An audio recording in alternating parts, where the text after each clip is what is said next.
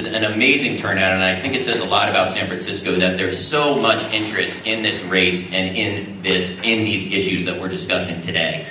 I think this has been a terrific opportunity for you all to see really what each of the candidates is all about. And as I said, the system is absolutely broken. We need to reform it, and the only way we're going to be able to do that is by bringing in an outsider with 20 years of experience of reforming the system from the outside. Someone who believes in collaborating with the community, number one, to reform the system. Someone who focuses on what works and not on what's politically expedient.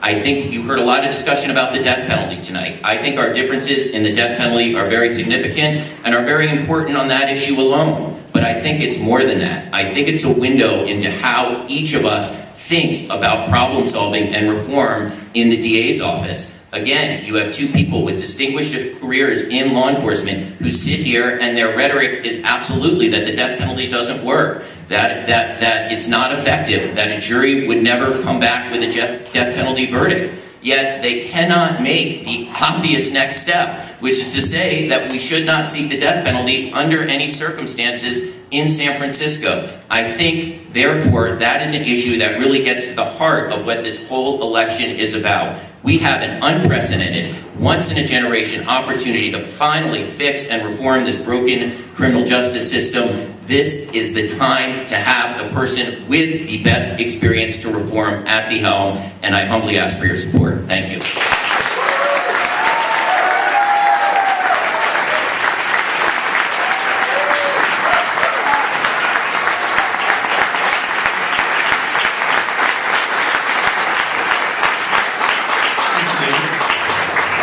Gascon. Well, first of all, I'd like to thank everyone for being here. I really appreciate your engaging presence here and the fact that you cared and you're here today. I believe that you have heard a lot being said about what I would do if I were there. A lot of theory. You have heard how to deal with a courtroom and how to deal with a crime, a particular crime in the courtroom. And you have also heard from someone, and the only one actually here, that actually has worked collaboratively with large groups of people, stakeholders, broad-based groups, to deal with large crime problems and develop effective solutions, real-world solutions, not theories, not in an academic sense, and not a particular one incident in the courtroom, but a crime problem. I think it's also interesting that, while David and someone that I respect dearly, quite frankly, I thank David for being here because David was one of those that hired me, and I really appreciate it. I wouldn't be here today if it weren't for David. But David is painting himself as an outsider, but the reality is he sat as a police commissioner, and for those of you that are not familiar with what the police commission is, it is the policy-making body for the police department. And David sat there for over 2 years, dealing with problems, seeing the problems and not necessarily fixing the problems. So I think that it's important to recognize that probably really there are no outsiders here. We have all been in the criminal justice system for a long period of time, one way or the other. The question is not whether we're an outsider.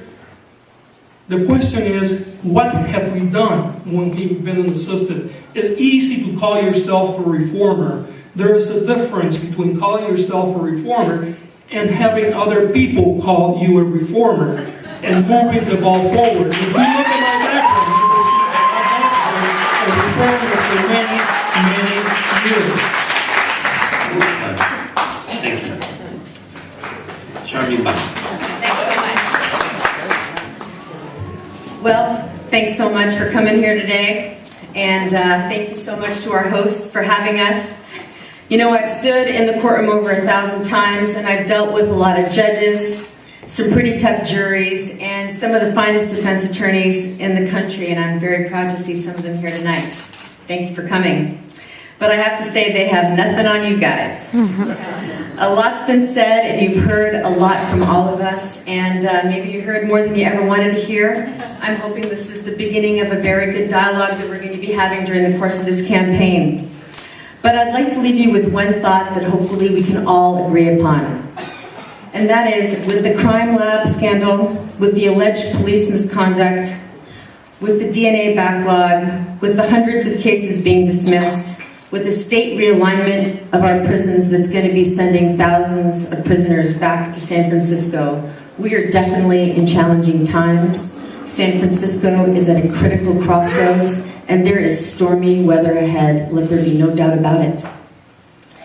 In order to effectively meet this challenge, however, I believe that San Francisco deserves a district attorney with the right kind of experience for the job. We need an independent, veteran prosecutor. Why? Because I'm not going to be trying things out for the first time at your expense.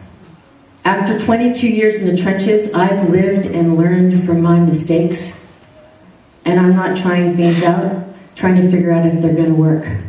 We can't afford those kinds of mistakes because people's lives are at stake here.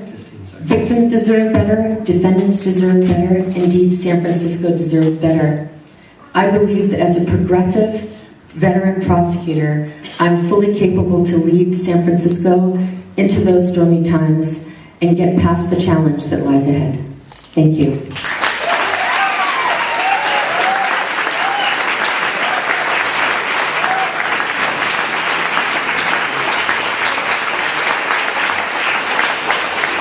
Thanks very much to all three of you. That was a terrific debate. I'm going to turn the microphone back over to Jim Riley.